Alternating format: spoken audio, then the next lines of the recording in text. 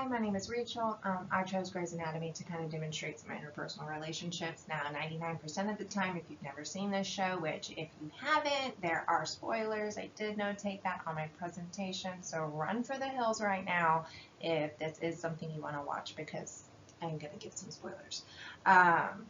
But I used some interpersonal textbook that I found online just as a refresher, and then obviously Wikipedia, because I've seen all the Grey's Anatomy and I just want to be accurate on my season 1 details so that I don't mix up any specific details on this relationship I'm depicting here. So some of the themes I gathered from my head, just off the top of what I know of this relationship, would be identity. So Derek, Meredith, Addison are forming that interpersonal relationship with each other, or already have it established because they're all in medicine. Grey's Anatomy is stemmed behind a hospital setting and the relationships you develop with your coworkers. We've got conflicts that happens in interpersonal relationships. We'll dive further into that. And then I picked some of the stages of interpersonal relationships that I'm going to use as an example for this picture here and kind of what's going on behind it. And then obviously romantic relationships, because there can be different kind of interpersonal relationships. And this one specifically is romantic.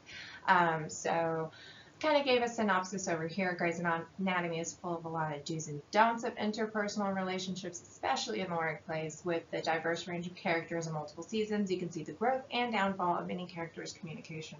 So something that's emphasized that I have learned personally is that interpersonal relationships, it's not just one way. It's not just like y'all are friends forever, yay yippee, and it goes up. It's kind of like moving back and forth like a little roller coaster on the different stages of your relationship. For this specific example, I do want to focus on this little beautiful picture of so much tension here in the bottom right corner, which hopefully y'all can see. So this is Meredith Grey, this is Derek Shepherd, and this is Addison Shepherd, later known as Montgomery. Spoiler!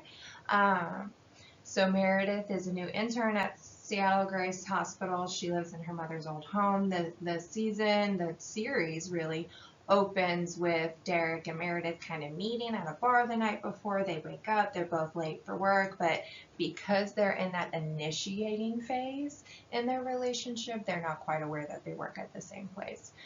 So that lack of communication right there, which probably is not going to happen in the initiating phase, but that lack of communication on Derek's part and Meredith's part, kind of being closed off with each other, doesn't make them go any further. And so